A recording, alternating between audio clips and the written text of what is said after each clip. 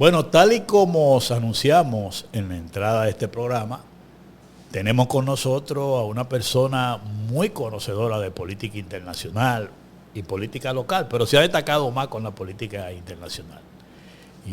Tenemos aquí a Manolo Pichardo, que es de la Dirección Política de la Fuerza del Pueblo, pero también el responsable de la política internacional, es decir, de las relaciones internacionales y todo lo que tiene que ver con política internacional en la Fuerza del Pueblo. Partido que dirige el expresidente Leonel Fernández, que también se le conoce su grandes dotes de conocimiento de política exterior. Para nosotros, Manolo, es un placer estar aquí contigo y vamos a hablar de política, como le llaman política exterior, la política internacional, que es lo que queremos conversar contigo en presencia de todos los que están en sintonía con nosotros, la posición de la Fuerza del Pueblo y opiniones generales sobre la situación del panorama político internacional, la geopolítica, como le llaman, pero también relacionándolo con la parte local. Y después hablaremos de política local y también hablaremos de la Fuerza del Pueblo. Así que te damos la bienvenida, Manolo, de entrada. Bueno, muchas gracias, Héctor. A mí me satisface este encuentro, ¿verdad? Con un amigo. Sí, aquí a tu orden. Bueno, gracias. Mira, Manolo, en la geopolítica nosotros queremos ver cómo la enfocan ustedes de la Fuerza del Pueblo en la coyuntura actual. Vamos a verla en dos direcciones. Primero, cómo tú evalúas la política exterior del gobierno actual, que vamos a llegar ya a finalizar el 2025. Cómo tú evalúas lo que se ha hecho hasta ahora del gobierno. Y vamos a relacionar eso con un tema que al país le interesa mucho, que es el manejo de las relaciones con Haití, básicamente. Y después vamos a analizar la situación que tenemos con Haití en la actual coyuntura, que ha habido un poco de cambio. Pero vamos a evaluar la política exterior del gobierno y después veamos Haití y después vamos a ver qué piensa la Fuerza del Pueblo de cara a un gobierno del 28 como política internacional. Vamos a ir por partes. Mira, tú sabes que yo voy a responderte como cliché, porque siempre repito esto en los programas que me preguntan sobre cómo yo veo la política exterior del gobierno de Luis Abinader. Yo lo que digo es que el gobierno de Luis Abinader no tiene política exterior y no la podemos evaluar porque no la tiene. Okay. Y siempre les recuerdo a la población que a la llegada del gobierno de Luis, él y su canciller también repitió que la política exterior de la República Dominicana estaría adscrita a la política exterior del Departamento de Estado. Lo dijo. Y por tanto, si vamos a evaluar la política exterior de la República Dominicana, tendríamos que evaluar la política exterior estadounidense. Claro. Y bueno, y ha sido así. O sea, todas las decisiones que ha tomado el gobierno dominicano en materia de política exterior siempre responde a los intereses estadounidenses. Yo recuerdo que cuando llegaron, el gobierno estadounidense planteó, me parece que fue el presidente, no sé si fue Joe Biden, planteó la mudanza de la embajada dominicana hacia Jerusalén, ¿verdad? Mudarla de Tel Aviv a Jerusalén. Sí, todos sabemos claro. que Jerusalén es un territorio en conflicto, que se disputan tanto palestinos como israelíes, y que eso contravenía la hoja de ruta establecida por las Naciones Unidas. Pero como Estados Unidos dijo que lo iba a hacer, el presidente Luis Abinader dijo que lo haría. De una vez. Sí, y entonces hubo solo 2 gobiernos más que asumieron esa posición, que fue el gobierno del entonces Jimmy Morales de Guatemala, aquel comediante que se hizo presidente, sí, claro, en Honduras, sí. En Guatemala, sí. Y lo hizo también el de Honduras fue. Cartes en Paraguay. En Paraguay. Bueno, pero eso obviamente no tuvo resultado, porque bueno, eso contravenía, como dije, una hoja de ruta de las Naciones Unidas. Pero también en otras decisiones que ha tomado el gobierno siempre han sido el resultado de esperar la definición de la política exterior estadounidense para luego nosotros asumir una posición. Lo que me parece una barbaridad, porque ningún estadista puede decir que está adherido a la política exterior de ningún país. O sea, la política exterior de un país tiene que responder a los intereses de su país. Y un gobernante, si usted lo elige para gobernar su país, está en el deber de defender los intereses de su pueblo. Y entonces, de ninguna manera no puede anunciar y no puede actuar de esa manera. Por lo tanto, la política exterior de la República Dominicana ha sido una política exterior errática, no propia. Yo digo que la política exterior de nosotros no tiene rostro propio, y además el gobierno ni el propio canciller saben lo que hacer en ningún momento con relación a la política exterior. Por eso esperan el dictado antes de tomar una decisión. Por eso es que tú dices que entonces no tienen política exterior. No tienen política exterior. Pero tú sabes que hay quienes dicen, a raíz de eso, de que tú señalas de que es como una política exterior esperando órdenes de Washington para poder ejecutar. Hay quienes dicen que eso quizás se debe, y yo quiero ver si tú compartes esta opinión, quizás se debe a que el gobierno dominicano apostó a la gestión democrática, es decir, a la candidatura del Partido Demócrata. Y como quien ganó fue un republicano, Donald Trump, como que el gobierno trata de hacerse confiable a esta administración. No creo. ¿Tú crees que? Porque en las dos administraciones han asumido ese papel. Ese papel de estudiante que recibe el dictado. Entonces, ¿qué te digo? Es una especie como de sumisión. Yo siempre he dicho que Estados Unidos es el principal socio comercial de la República Dominicana. Claro. Y hay que tener relaciones buenas con los Estados Unidos en el marco de la dignidad y en el respeto a la soberanía de la República Dominicana. Relaciones buenas como socios comerciales, como amigos, si se quiere, porque nosotros somos amigos del pueblo estadounidense, pero los Estados Unidos tienen su propia política exterior. Nosotros debemos tener la nuestra. Y cada país tiene que tener su propia política exterior y no adherirnos a la política exterior absolutamente de nadie.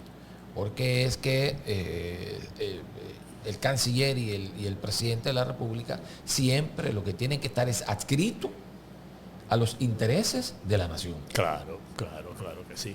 Bueno, lamentablemente eso que tú dices, en gran parte la gente lo vive a cada rato, cada vez que se anuncia una medida en el gobierno norteamericano, que aquí de una vez tiene el apoyo oficial. Y el manejo de la situación como con Venezuela por parte del gobierno, ¿cómo tú lo ves? Mira, la República Dominicana durante los gobiernos de Leonel Fernández fue un país que se mantuvo neutral. Leonel mantuvo una política exterior pragmática, ¿verdad? Sin inclinarse a nadie, hacia nadie, inclinándose, como dije, a los intereses del país. Claro, a lo que le convenía al país. Sí, yo pienso que nosotros tenemos lazos históricos con Venezuela. Y yo creo que Venezuela hay que dejarla que resuelva su problema interno, ayudando nosotros desde República Dominicana en lo que podamos, como lo hicimos antes. No sé si tú recuerdas aquel conflicto que hubo entre Colombia, Venezuela y Ecuador, donde los presidentes Uribe, el presidente Hugo Chávez y el presidente Rafael Correa estaban enfrentados y allí prácticamente se planteaba hasta un conflicto bélico. Sí, yo recuerdo. Y aquí en una cumbre que se hizo en La Romana, yo creo que fue la cumbre mesoamericana, no recuerdo, en ese evento Leonel fue un mediador y logró un entendimiento entre estos tres países y eso le mereció a la República Dominicana que la bautizaran como la capital de la paz. Entonces, a eso es que tenemos que apostar. Si nosotros tomamos partido, entonces estamos, diríamos, imposibilitando que se llegue a un acuerdo para que Venezuela haya una reconciliación entre las diferentes fuerzas políticas de ese país. ¿Tú crees que eso pudo haber influido en la famosa suspensión de la Cumbre de las Américas? Ese comportamiento del gobierno dominicano con Por supuesto, con porque es que tenemos una política exterior muy torpe. Y por eso fracasó la convocatoria de la Cumbre de las Américas. Porque mira qué ocurre. La Cumbre de las Américas, todos sabemos lo que es la Cumbre de las Américas. La Cumbre de las Américas responde a la continuidad del panamericanismo. Claro. Y bueno, y eso lo maneja Estados Unidos. Por eso, durante un tiempo, Cuba no participaba en la Cumbre de las Américas. Y de hecho, yo creo que en 2015, si mal no recuerdo, o en la cumbre anterior, los países de América Latina dijeron que no iba a haber cumbre si Cuba no participaba. No sé si lo recuerdas. Sí. Y Cuba participó ya en el próximo evento, donde estuvo Obama. Yo recuerdo aquel intercambio verbal entre Obama y el presidente cubano Raúl Castro, una confrontación un poco incómoda. Sin embargo, a pesar de esa confrontación, hubo una relación luego distendida, sí, de conversación, de apretón de manos, porque eso es lo que nosotros necesitamos. Claro. Entonces, bueno, ha vuelto una política exterior agresiva de Estados Unidos contra América Latina. Y yo creo que nosotros no podemos contribuir a la crispación de estas relaciones y a la desconfianza o a restaurar la desconfianza que hay entre América Latina y los Estados Unidos. Yo creo que nosotros tenemos que tener unas relaciones distendidas y buenas con Estados Unidos, pero Estados Unidos también tiene que respetar la soberanía de nuestros pueblos. O sea, eso de que yo estoy enviando tropas para inquietar y crispar a todo el Caribe, bombardear embarcaciones que son supuestas embarcaciones que llevan droga. Bueno, pero eso viola el derecho internacional, porque, sí, porque o sea, tú no puedes bombardear a una gente, tú tienes que atraparlo, tú tienes que someterlo a un juicio y tú tienes que demostrar ante un tribunal que esa gente es culpable de un hecho que tú le estás imputando, porque en el derecho internacional no existe la ejecución. Las Naciones Unidas se han pronunciado en contra. Por supuesto, o sea, tú no puedes ejecutar a nadie. ¿Tú? E incluso Jamaica ha denunciado que pescadores de ellos, que no tienen ningún vínculo con temas de droga, fueron asesinados. Entonces, eso es un tema que nosotros, con todo el respeto y las relaciones que debemos tener de respeto con los Estados Unidos, no podemos aceptarle. Mira, no puede ser así. Tú tocas un tema muy importante, la presencia de toda esta acción militar en aguas del Caribe y del Pacífico por parte de Estados Unidos. Yo he escuchado a algunos analistas de geopolítica que le dedican mucho tiempo al seguimiento de ese tema, y tú eres uno aquí en República Dominicana que le da mucho seguimiento a la política internacional. Yo no soy tanto, pero oigo a los que más o menos opinan de eso a nivel mundial. Y muchos de ellos han dicho que el conflicto bélico que tenemos, vamos a decir, en las aguas del Caribe y del Pacífico, eso más que un tema contra Venezuela, como que es la misma confrontación de las grandes potencias, pero que se está expresando en el Caribe, porque nadie puede dudar de la presencia de Rusia y de China y hasta de Irán, se dice, en lo que tiene que ver con Venezuela. Y yo oí a uno de los analistas internacionales que decía que inclusive hay presencia militar en la costa de México y en la propia costa del Ecuador, o sea que lo estaban diciendo, y de Panamá, claro, lo decían. Entonces decían que el conflicto no se puede ver simplemente como un problema de Estados Unidos con Venezuela, sino que ahí están las grandes potencias por el tema del petróleo venezolano, el oro. Entonces, ¿qué te opinas de eso? Un poquito más de ahí. Mira, es como se parece un poco al libro de Don Juan, de Cristóbal Colón, Fidel Castro, el Caribe, frontera imperial. Exacto. Es como si se está reeditando ese episodio de las grandes potencias del siglo XVI, XVII, ¿verdad? Bueno, ellos tienen razón, porque mira qué es lo que pasa. En esta reconfiguración geopolítica global, Estados Unidos está perdiendo influencia. Exacto. Estados Unidos está viviendo un proceso de decadencia, y Occidente también, porque está Estados Unidos y están sus aliados tradicionales, que es Europa, que está en un proceso de desindustrialización a partir de las sanciones impuestas a Rusia. Porque es como que se tiraron un tiro en el pie, fue un boomerang. Yo pongo sanciones a Rusia, trato de ahogar su economía, pero la economía que se ahogó con las sanciones fue la europea. Sí, exacto. Porque todo ese gas natural, todo ese petróleo que compraban barato, que por ejemplo era el consumo de petróleo europeo era del 40%, venía y de gas natural venía de Rusia a un precio barato. Entonces a las sanciones ya no le pueden comprar petróleo barato a Rusia, pero se lo compran a Rusia por terceras vías, pero más caro. Entonces se lo compra la India, se lo compran a otros países y se los revenden. Dicen ahora que Marruecos está comprando gas y petróleo ruso para vendérselo a Europa, que está ahí mismo, ¿no? Hacer negocio. Exacto, para hacer negocio. Entonces están comprando, la energía se le ha puesto cara a ellos para producir. Entonces las empresas se están quebrando. Hay amenazas de cierre, por ejemplo, de Volkswagen. Hay amenazas de cierre de planta de Mercedes-Benz. Entonces la situación de Europa es difícil, pero la situación de Estados Unidos también. Sí. Porque lo que está en crisis es Occidente, es el dominio occidental.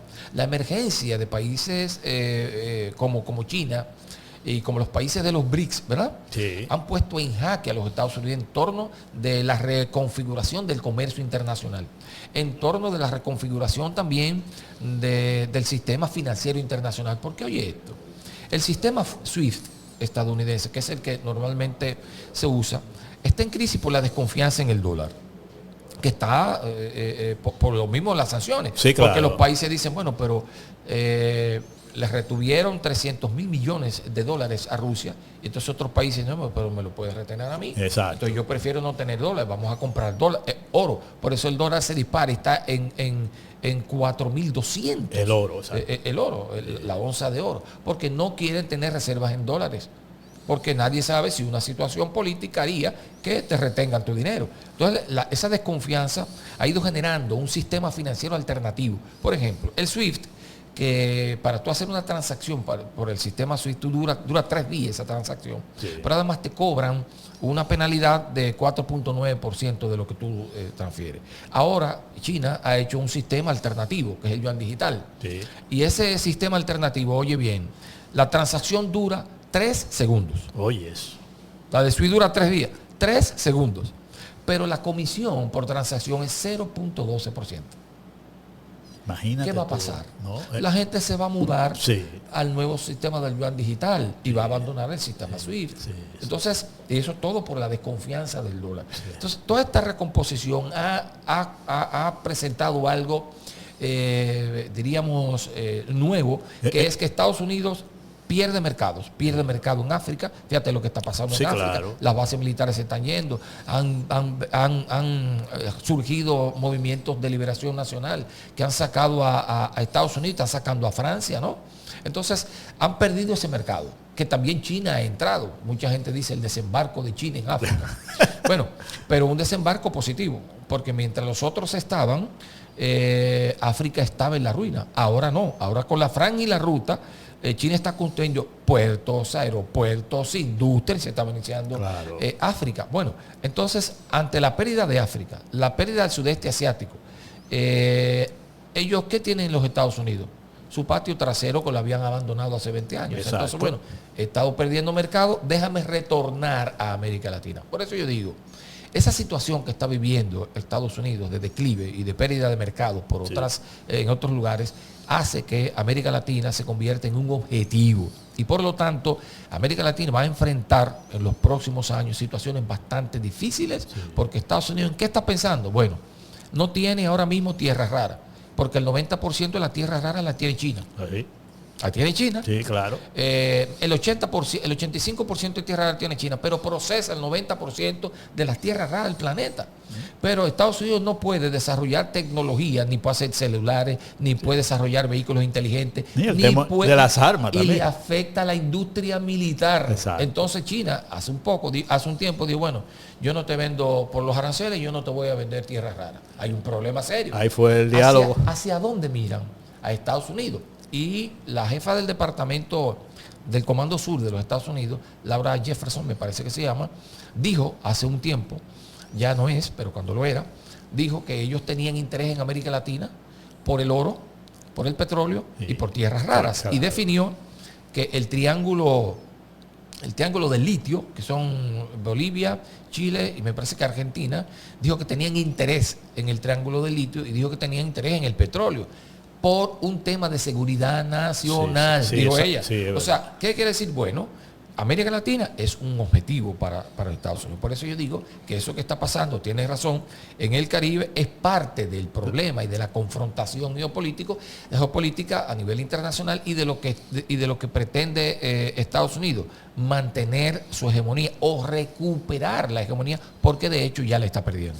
Mira, Manolo, interesante que es esas conclusiones. Porque, con el permiso tuyo, vamos a hacer una pausa, pero vamos a seguir ahí, porque tú sabes cuál es mi enfoque.